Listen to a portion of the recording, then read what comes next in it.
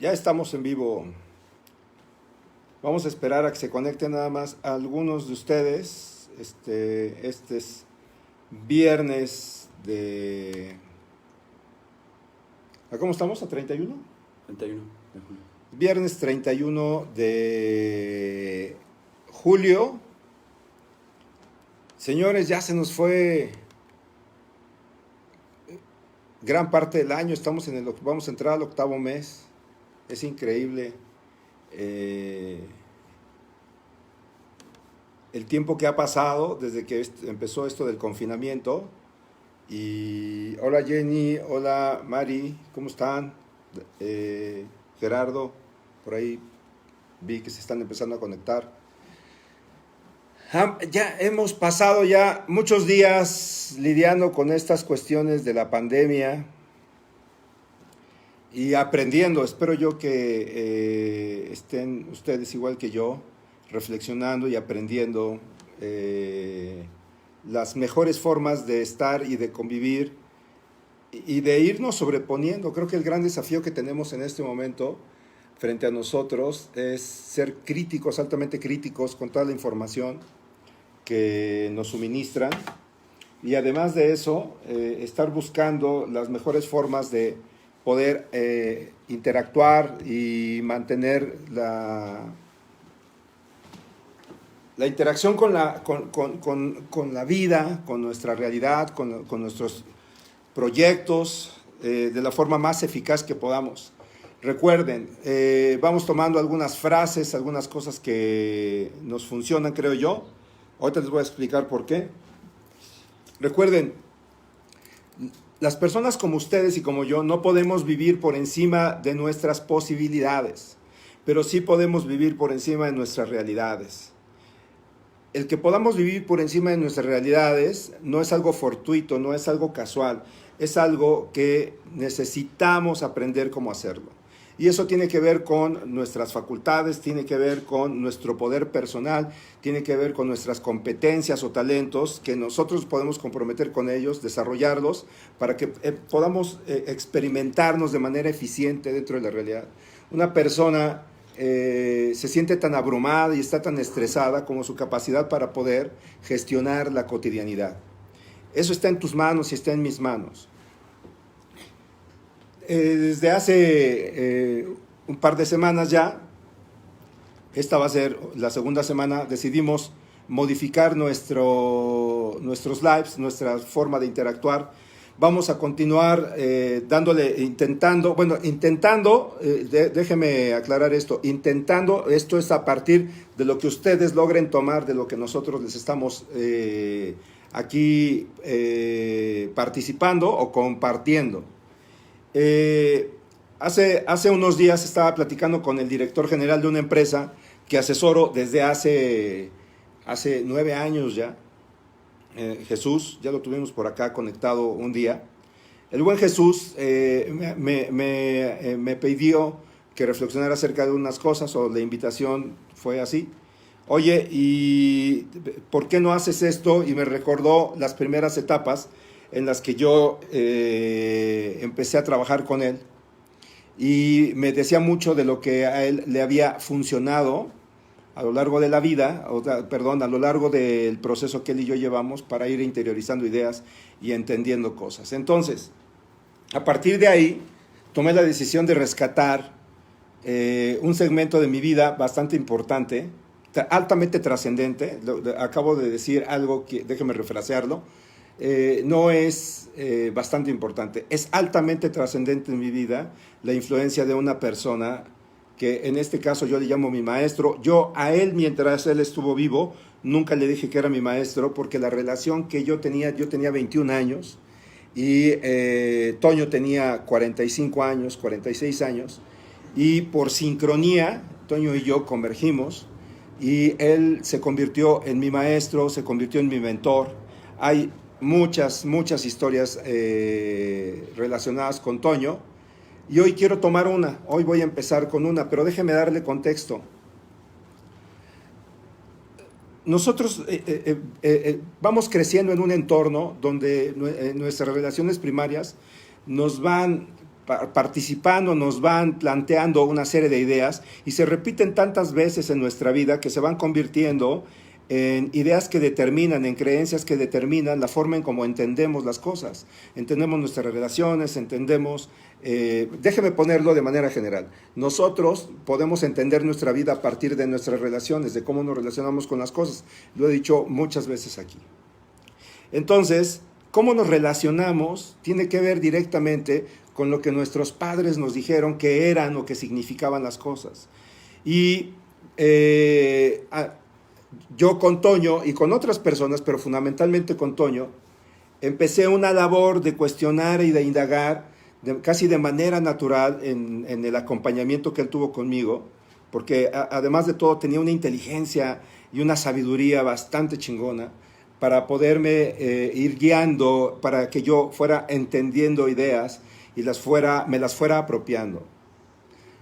Esto, o sea, lo que Toño me enseñaba, lo que Toño me daba, lo que me proveía, contrastaba muy fuerte con las ideas que yo había adquirido en la relación con mi madre o en otros entornos.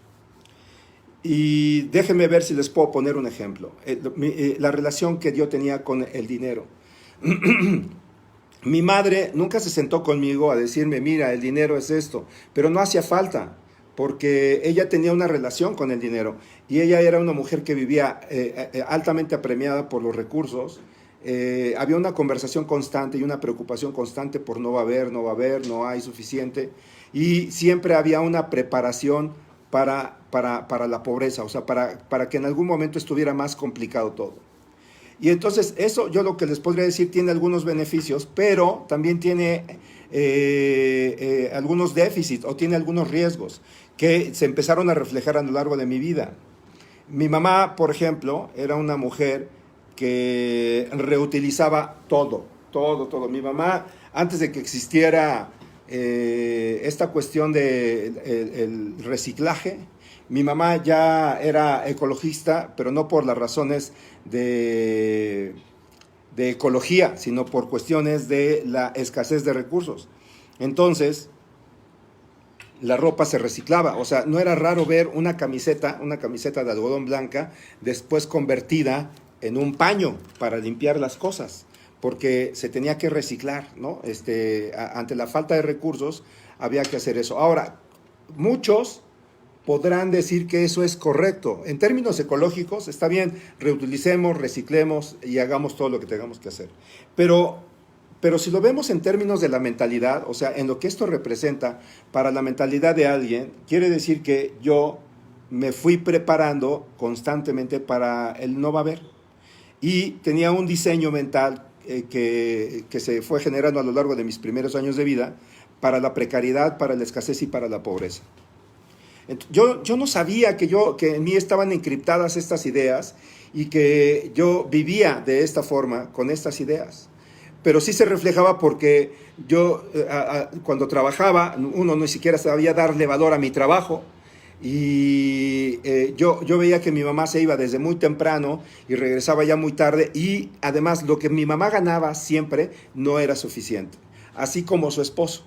Su esposo trabajaba también jornadas extenuantes, además que el trabajo de su esposo era un trabajo rudo, él es herrero, hasta la fecha lo sigue siendo, y entonces era trabajar mucho de manera muy pesada y obtener recursos limitados que nunca terminaban alcanzando. O sea, al final no alcanzaban los recursos que teníamos para ser solventes con la realidad.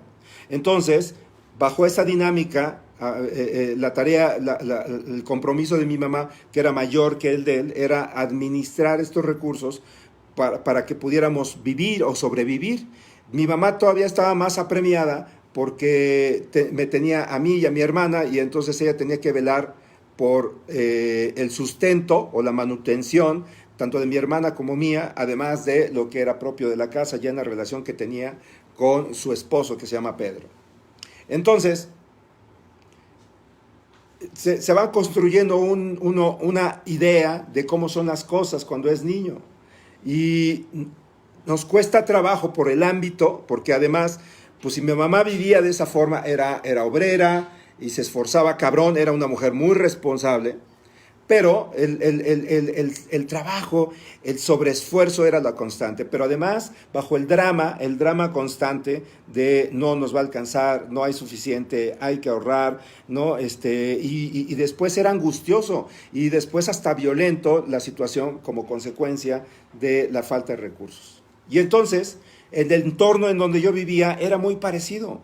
O sea, mi mamá no se iba a relacionar con personas clase media alta o clase media, porque, pues no, o sea, esta sociedad en la que estamos está estratificada y así va pasando, te relacionas con quien te relacionas. Entonces mi mamá era buena teniendo amistades, pero pues todas estaban dentro del mismo rango de mentalidad y por eso se llevaban bien como amigos, porque compartían ideas. Seguramente había unos más prósperos, otros menos, pero así estaba el tema.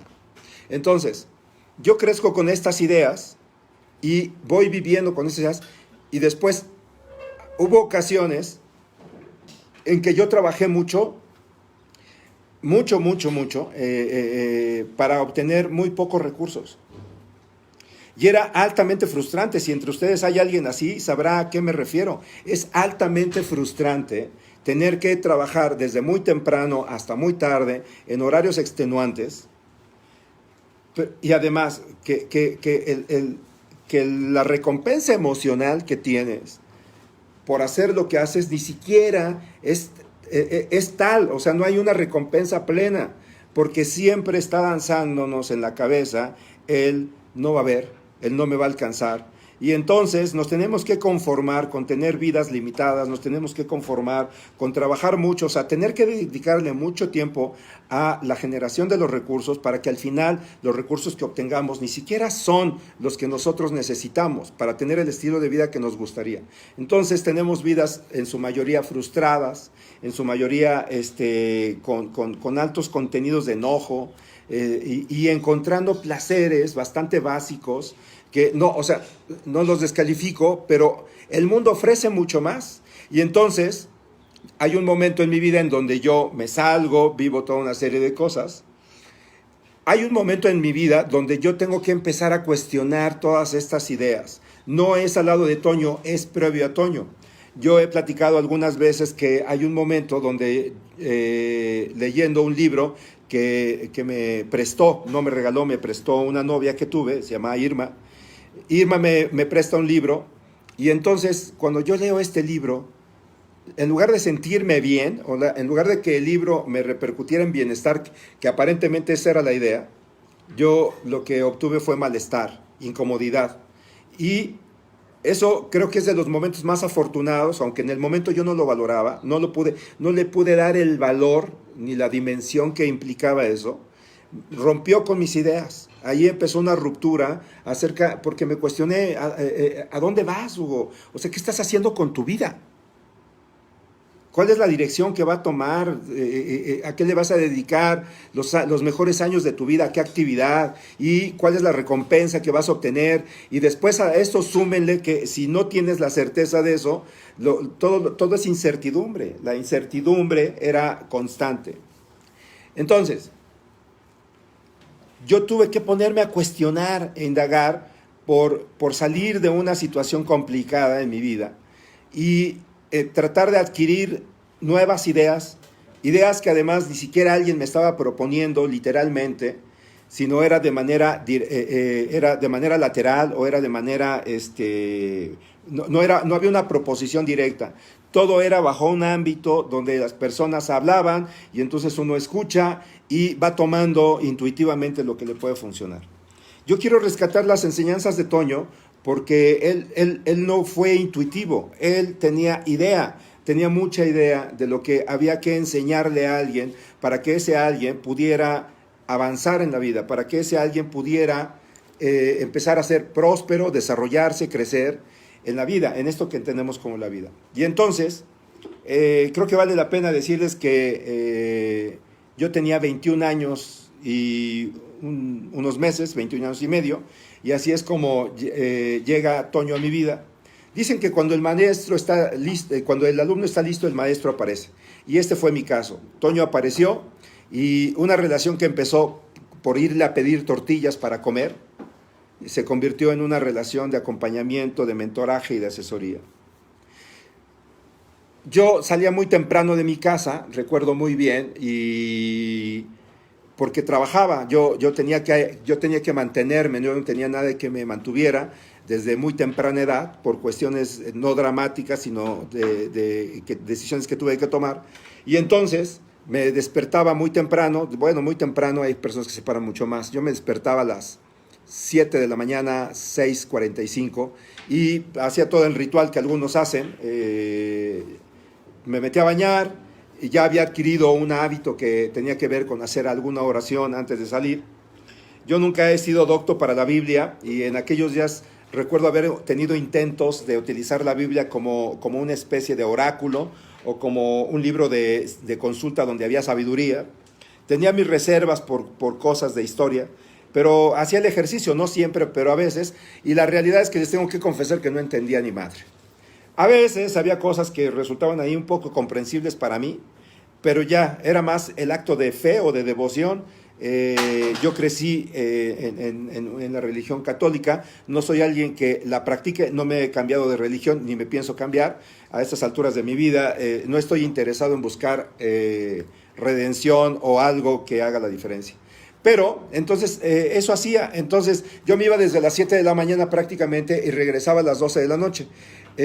Solamente los fines de semana tenía tiempo diferente porque trabajaba de lunes a viernes, y entonces mis encuentros con Toño ahí podrían ser en otros horarios. Pero típicamente mis encuentros con Toño eran a las 12 de la noche. Cuando yo regresaba de trabajar, después de ahí pasaba a un lugar a tomar sesiones, y después de estas sesiones yo ya me dirigía a mi departamento, que estaba en la calle de Gabriel Mancera, en la Colonia del Valle, muy cerca de donde hoy vivo. Y entonces la relación con Toño fue madurando, fue avanzando, y él fue encontrando una forma de proponerme ideas. Siempre era a través de metáforas, siempre fue a través de sus propias historias, y fue a través de libros, y en muchos momentos fue confrontante. Él tenía una gran habilidad de confrontar. Dicen que una persona que enseña esgrima, pues va a enseñar a defenderte y a matar, ¿no? Porque para eso es la espada, ¿no? Hoy es que es un deporte, pues la punta de la espada, del sable, ya tiene algo que no permite que se hieran las personas, pero si se entiende la esgrima en su origen, tenía que ver con defenderse y matar al adversario. Entonces Toño ya era más un practicante de esgrima en estos tiempos, pero no dejaba de doler cuando Toño tenía algún comentario muy puntual de cosas que él observaba. Hoy quiero rescatar algo que pasaba.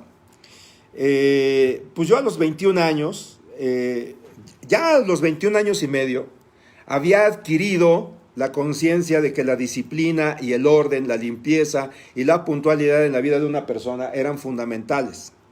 Cualquier persona que quiera, que aspire a prosperar, cualquier persona que aspire a tener, a desarrollarse y a tener las cosas que quiera, tener acceso a las cosas que quiere, son cosas que va a tener que comprender. Algunos les van a costar más, otros les van a costar menos, habrá quien lo resista por mucho tiempo, pero va a llegar irremediablemente el punto en donde se dé cuenta. Pero déjenme decirles cómo Toño me lo propuso. Un día llegué yo de mis jornadas, como yo las llevaba a cabo, y salí del elevador, ¿no? Era el 6º piso, se abre el elevador, y no había terminado yo de salir y de estar direccionando mi departamento cuando apareció Toño, y me saludó, y tenía una forma peculiar. Hola Hugo, ¿cómo estás? Hola Toño. Toño era un poco más bajo que yo, él era economista, era un economista que había egresado de la UNAM con mención honorífica, con 10 de calificación, o sea, era brillante, y después rápidamente lo captaron para que se fuera a trabajar al Banco Interamericano de Desarrollo en Washington, en D.C. Eso lo pongo como un elemento porque pues no cualquier persona a los 22 años ya está haciendo esto. Eso le pasó a Toño. Entonces, después les iré compartiendo más cómo fue que yo me fui enterando de toda su vida y por qué Toño vivía donde vivía y por qué Toño compartía conmigo todo lo que compartía. Y entonces, un día, o sea, no estoy hablando del día uno, un día ya cuando estábamos encarrilados, cuando él, en algún momento, él no me lo dijo, él lo definió, que me iba a acompañar y que le iba a dar forma a algo que él veía amorfo, que en este caso era yo.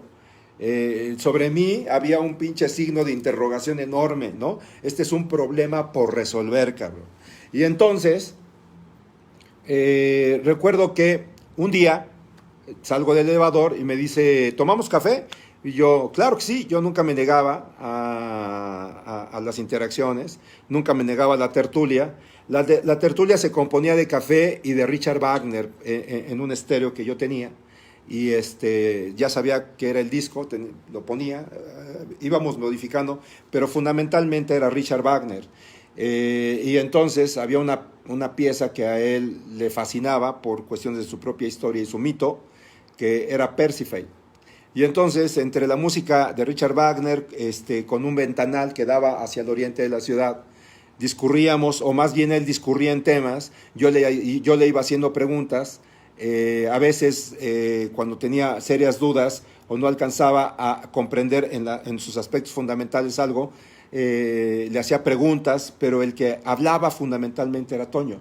Y entonces esa noche él ya tenía preparado todo, porque él ya se había dado cuenta de algo que en mí era un riesgo potencial para mi prosperidad. Y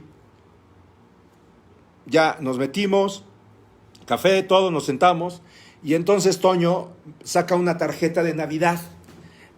Ya, esas madres ya no existen, imagínense de hace cuántos años les estoy hablando. Entonces saca la tarjeta de Navidad, pero ni siquiera era de esas grandes que se abrían y tenían eran dobles. No, esta era una sola, era rectangular con filos dorados.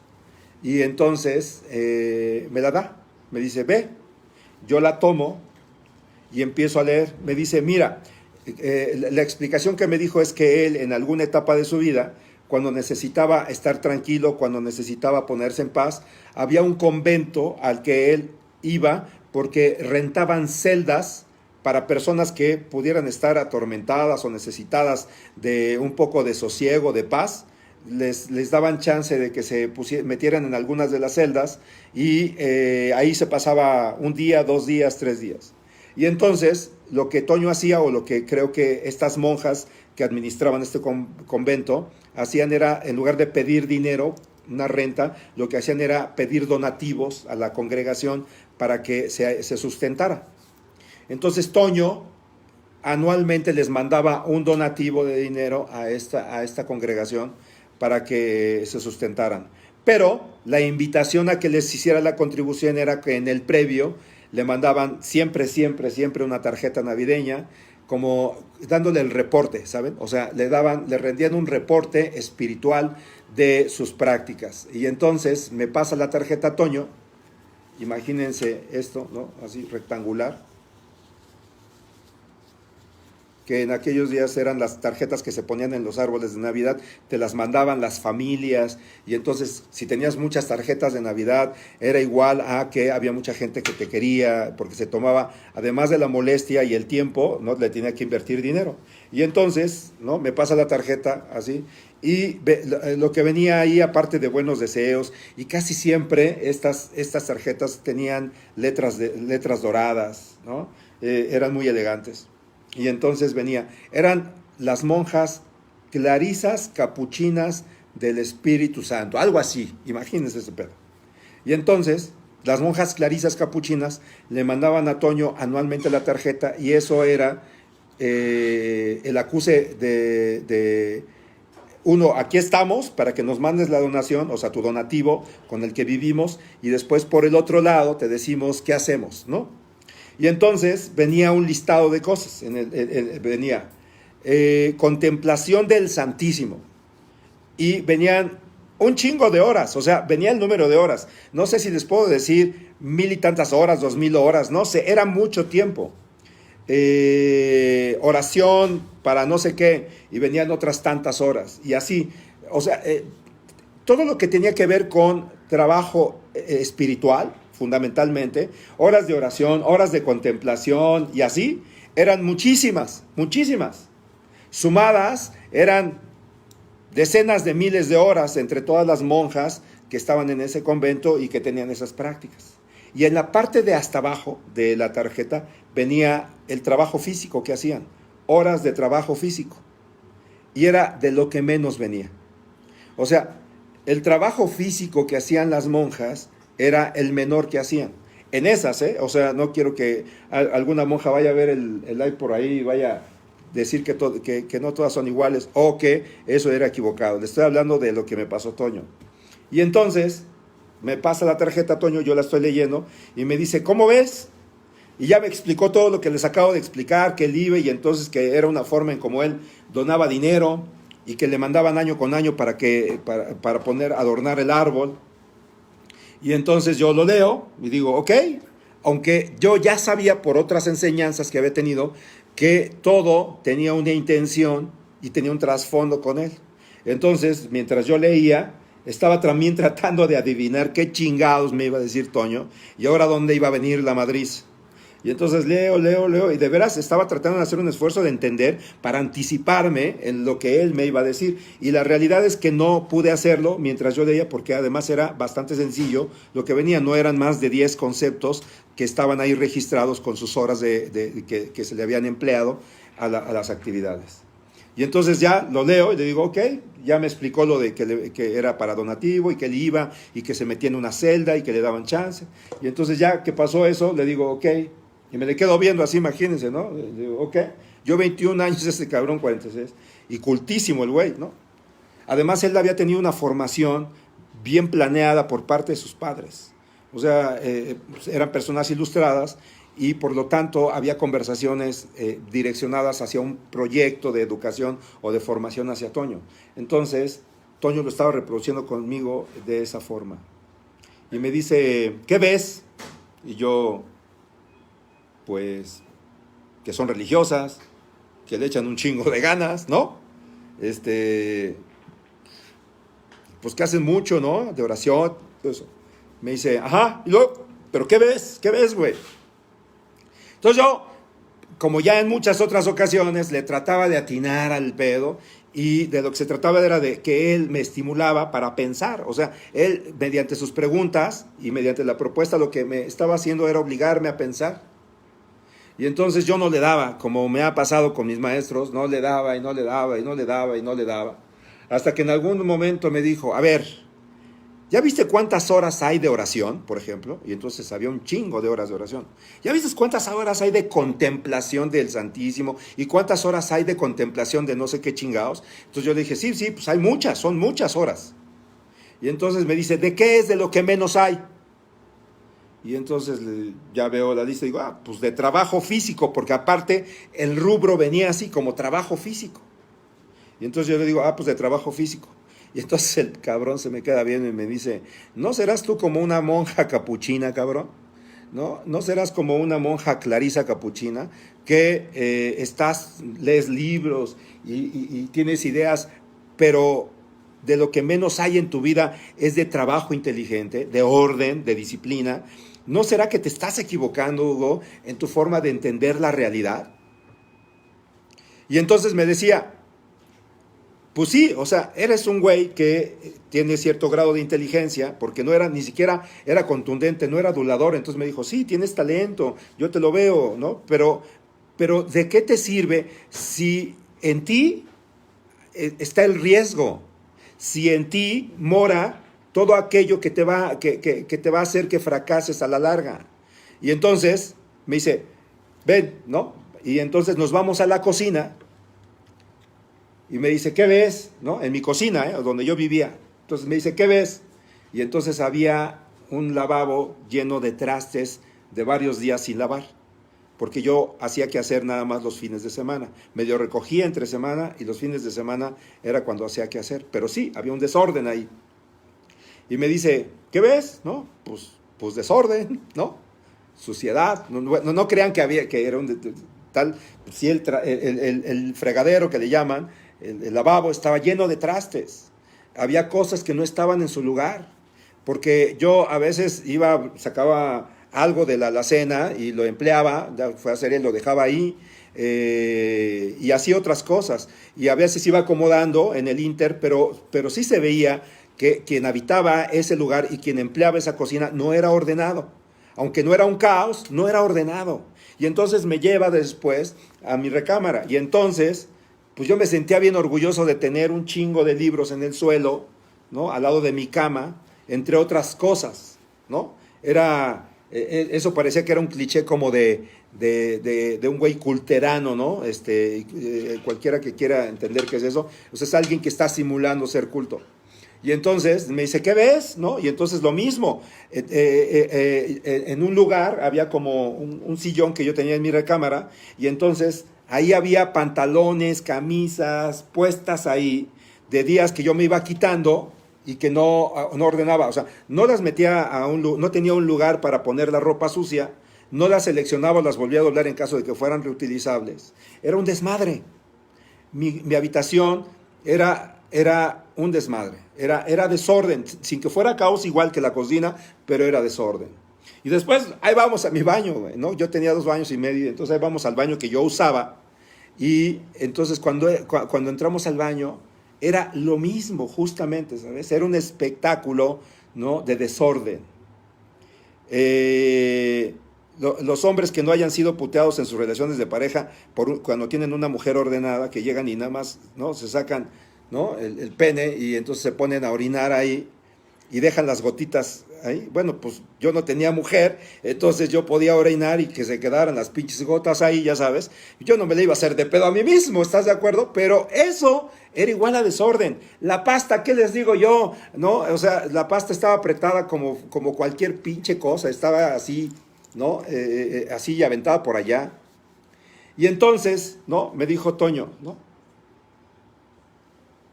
El orden y la disciplina son fundamentales. Pero me dijo algo que me hizo sentido. Me habló acerca, o sea, yo entendía el concepto ego, la idea del ego, que es la versión reducida de una persona. Nosotros, el ego se desarrolla por 2 cosas fundamentalmente, por cuestiones de adaptación y sobrevivencia. Entonces las personas, para adaptarse y sobrevivir, desarrollan una versión de sí mismos. Y entonces me dijo, ¿no? El ego tiene una estrategia cotidiana, Hugo, para estar en tu vida, para confundirse. Tú piensas que eres tu ego, pero no eres tu ego. Y entonces me dijo, y tiene una estrategia. Porque todo en la vida podríamos plantear que tiene una estrategia. El ego tiene su propia estrategia para estar adherido a tu vida. Y una de sus estrategias se llama desorden. El ego vive bien en el desorden. Una persona, entre más desordenada, más podríamos decir que está en una realidad egótica. Y entonces yo escuchaba a Toño, yo ya a estas alturas estaba muy confrontado. Yo creo que cualquiera de ustedes, ¿no? Si le hacen este recorrido para poner en evidencia el desorden que hay, pues sí se va a sentir incómodo, cabrón, ¿no? O sea, te vas a sentir enojado, te vas a sentir molesto. Yo ya estaba muy incómodo con Toño, pero como ya había un acuerdo tácito entre él y yo de sus enseñanzas, entonces lo único que hacía era, como decían en mi grupo, ¿no? Cuando yo empezaba, no, pues aguántese, cabrón, ¿no? El que se lleva se aguanta, y entonces ahora tráguesela, güey. Así decían antes. Y entonces yo estaba todo incómodo haciendo mi recorrido, muy incómodo por ver el espectáculo, pero era evidente. Y entonces, ¿cómo se neutraliza? O sea, señores, ahora ya, esta fue la enseñanza de Toño de ese día. No crean que a partir de ese día hizo la diferencia porque interiorizó una idea. La idea donde, por un lado, yo veía mi desorden, que yo solapaba y justificaba, y tenía arranques ocasionales en querer poner orden a mi pinche caos. Pero regresaba consuetudinariamente. Ahora, ¿por qué una persona se propone un día tener orden y después regresa consistentemente? Porque el orden externo no es más que un reflejo del orden interno. Una persona necesita empezar a desarrollar orden interno. ¿Qué es eso? Es empezar a plantearse. De entrada, yo les digo, ¿no? Lo he dicho en otros lives, hoy se los voy a poner sobre la mesa. Es desarrollar, señores, objetivos. hazte la pregunta todos los días. Mi maestro me lo taladró, me lo machacó hasta que yo pude irlo definiendo. Y entonces era constante que yo me quedara en duda y dubitativo y cuestionara cosas, pero sí había un compromiso que se fue estableciendo a lo largo de los días y de los meses con él para definir qué quería. Y entonces, al inicio, él me ayudó mucho porque me dijo, empieza con cosas básicas, define algunas cosas que son importantes para tu vida y metas que vayas alcanzando a corto y mediano plazo, porque una persona puede también tener ese estilo de vida. Señores, no es como yo vivía. El antecedente que yo tenía dentro de la cultura donde crecí no era donde empiezas algo y lo terminas. No, o sea, mi mamá era una mujer que consistentemente trabajaba, pero no era una mujer de proyectos. Y después su esposo era un hombre que hacía lo mismo prácticamente, trabajaba consistentemente, pero no había planes, no había metas, no había diseño donde dijeran, así lo vamos a hacer y después vamos a alcanzar esto, o hubiese una declaración de fracaso, ¿sabes? Lo intentamos, pero fracasamos. Nada de eso ocurría. Todo era survivor, todo era sobrevivir, sobrevivir, sobrevivir, sobrevivir. Y entonces, cuando llega Toño con estas ideas, ¿no? Estas ideas donde hay que saber qué queremos, estas ideas donde hay que neutralizar los riesgos que ya comportas y hacer modificaciones en tu forma de entender la realidad, eso para mí era bastante nuevo. A lo mejor algunos de ustedes son lo suficientemente afortunados para que se los hayan inculcado desde antes y con esta filosofía, o sea, además de haberles planteado el hábito o haberlos obligado a hacer cosas, recoge esto, haz esto, los rodearon aparte del sentido, de las razones y de los motivos por qué hacerlos. Yo hasta los 21 años y medio, 22 años con Toño empezó toda esta ilustración. Salud con un buen café, señores. Y entonces, ¿qué digo yo hoy de las cosas que entiendo? Porque eso quedó implícito, porque después en las conversaciones se iba reforzando esta idea con Toño. Necesitas establecer metas, objetivos, pensar bien y mejor cada vez cómo le vas a hacer para llegar ahí.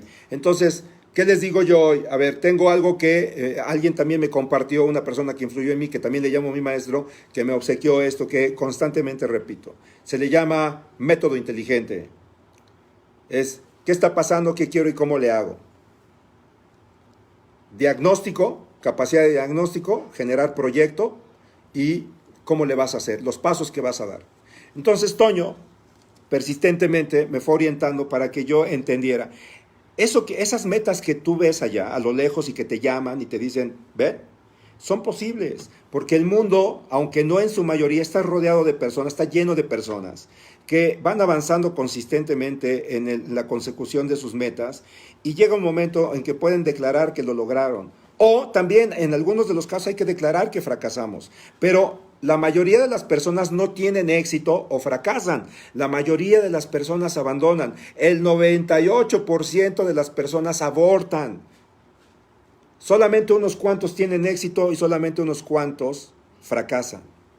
Fracasar y tener éxito es un privilegio de aquellos que se comprometen, son pacientes y persistentemente avanzan. Y entonces, yo hoy digo, hablando concretamente para los que están escuchando y darles estas ideas que Toño me fue planteando, como las enseñanzas de Toño. Así parafraseando un poco a las enseñanzas de Don Juan, estas son las enseñanzas de Toño, que ya, acuérdense, ya murió. Esta es una forma de honrarlo y decirle mi maestro. Elige un proyecto. Piensa diligentemente, piensa constantemente acerca de qué quieres. Y empieza por plantearte algunas metas muy concretas. No tienes que pensar en cómo vas a abatir el hambre en el mundo. No tienes que convertirte en el salvador de los niños de la calle. No. Empieza por cosas muy concretas. No sé. ¿Qué tal si empiezas por ordenar tu cuarto? Y es que iba a decir acá, ¿no? ¿Qué tal si empiezas por ordenar tu cuarto? ¿Qué tal si empiezas por poner cada cosa en su lugar? ¿Sabes? O sea, las cosas tienen un lugar, los pinches libros van en un lugar, ¿no? Las cosas, el azúcar, la leche, van en un lugar. Se orina donde se orina. Y si no lo hiciste bien, ¿qué tal si le limpias, cabrón? ¿No? A algunas personas les cuesta trabajo, por ejemplo, esto de los zapatos, ¿no? Y entonces algunos que están ahí dirán, ay, neta, no mames, así es. Es más, hay un libro, no recomiendo porque no lo he leído, pero me gusta la filosofía que de entrada incita, que es, si quieres cambiar el mundo, empieza por hacer tu cama, pinche huevón, ¿no? Empiézale por ahí. Empieza por tener orden fundamental en las cosas. Empieza por llevar agenda, ¿qué tal? No importa que tengas pocas actividades, ¿qué tal si empiezas a meterle agenda a tu vida? ¿Qué tal si empiezas a planear actividades a lo largo del año? Hay un ejercicio que yo hacía con un director que antes de que terminara el año nos salíamos todo un día a trabajar y lo que hacíamos era como un roadmap de todo el año, ¿no? Si iba a salir metafóricamente a algunos lugares, qué actividades era sí o sí, cuántos libros iba a leer, todo eso. Este tipo de cosas las personas las desdeñan, ¿sabes? Porque hay toda una conversación que si eres libre, entonces no haces eso. Y ahí se solapa tanto la mediocridad, el desorden, como una vida con una poca idea de realización. Llegar, alcanzar, lograr, no está dentro de la mentalidad de algunos que se la pasan debatiendo este tema. Seguramente hay detractores. Yo solamente estoy proponiendo una idea, pero de lo que sí estoy convencido es de que una persona que quiere ser próspera necesita tener orden. Entonces, definir objetivos, ¿no? Saber dónde chingados estás. Y después, una vez que empieces a plantearte, por ejemplo, ¿no? Quiero tener un negocio. Ok, ¿quieres tener un negocio? ¿Qué te parece si empiezas a aprender algunas cosas que tengan que ver con finanzas? Y empiezas a revisar cómo está tu mundo de creencias y tu mundo de las ideas en relación con el dinero, en cómo administrarlo, porque tener un negocio para que te funcione te va a demandar eso, te va a demandar saber manejar inventarios, te va a demandar saber cuánto cuesta algo y cuánto cuesta producirlo, y además si hay un costo de financiamiento para que después tú puedas ponerle un precio final para que las personas lo puedan comprar y entonces tengas utilidades. Y no nada más se hace de manera intuitiva, ¿no? A ver qué dice el viento. Puedes empezar, o sea, si quieres un negocio, si tienes una meta todavía más trascendente, escucha bien, es solo una proposición. Y como el querido Toño, como mi querido maestro nos decía, ¿no? La ignorancia, ¿no? La ignorancia es osada. Y no falta el ignorante que va a opinar sin resultados, ¿sabes? Hay alguien que va a decir, pues no creo que eso funcione, pero no tiene cómo demostrarlo, pero tampoco ha intentado hacer algo verdaderamente significativo en su vida. Y entonces es como escuchar a un cerdo chillar nada más, ¿sabes? Por el otro lado están las personas que quieren lograr cosas y entonces la incitación, la idea de este día sería esta. Oye, empieza por tender tu cama. Empieza por ordenar tus zapatos, empieza por tener limpia tu casa, empieza por ordenar tu habitación, empieza por adquirir hábitos, ¿no? Que no se quedan ahí, no se quedan nada más en tu espacio vital, se trasladan a toda la actividad. ¿Qué quiere decir esto? Que después de eso no hay nada de tu vida que no refleje que empiezas a tener orden. Y no me refiero a un orden neurótico, porque las personas a veces se tienden a desdeñar también o a descalificar el orden porque lo neurotizan, porque es excesivo. Y sí hay personas que están alteradas todo el tiempo porque no vayas a ensuciar, cuidado con eso. No me refiero a eso. Me refiero a que hay que estructurar la mente y hay que neutralizar los riesgos que tienes. Uno de los más grandes riesgos que tienen los que emprenden, los que se están desarrollando, es el desorden. Mantener una vida en desorden es apostarle al fracaso y no a que tengas éxito.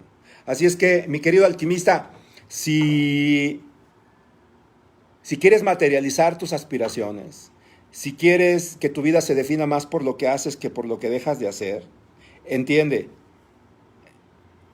te tienes que deshacer de la pereza, te tienes que deshacer del orgullo y de la vanidad. porque por un lado el orgullo y la pereza son temas éticos, o sea, las personas son desordenadas justamente por temas éticos, y hay temas de orden psicológico que obligan a las personas o las condicionan, perdón, a ser desordenadas. Entonces, ¿quieres llegar? ¿Quieres levantar las manos de vez en cuando, ¿no? En esta señal de, bien, ¿no? Llegamos, lo logramos, que a mí me encanta relacionarme con personas así, me encanta estar trabajando con personas que van viviendo esta experiencia y que se puede convertir en una experiencia constante. Empieza por tener orden. No es una cuestión moral, eso no le resta libertad a tu vida, no seas pendejo. Eso lo que le da a tu vida es libertad. Si tú empiezas a trabajar cotidianamente en tener orden, lo que vas a obtener es libertad. Libertad para hacer, libertad para ser. Hoy, este fue el live de este día, señores. Deseo de todo corazón que tengan un maravilloso fin de semana. Nos vemos el martes. Ahora van a ser así. Les mando un muy fuerte abrazo. Si tienen preguntas, por favor, interactúen con nosotros. Dejen las preguntas ahí, yo me comprometo a leer todas las preguntas y a contestarlas el siguiente live, que en este caso va a ser el día martes. No cuenten los días, hagan que los días cuenten, piensen cada vez más y mejor. Acuérdense que la inteligencia tiene que ser cotidiana y para eso hay que comprometerse con ella. No es para seres especiales, es para ti, para mí. Y eso mejora la calidad de nuestra vida, cabrón. Dios te bendiga, alquimista, ¿no? Donde quiera que estés.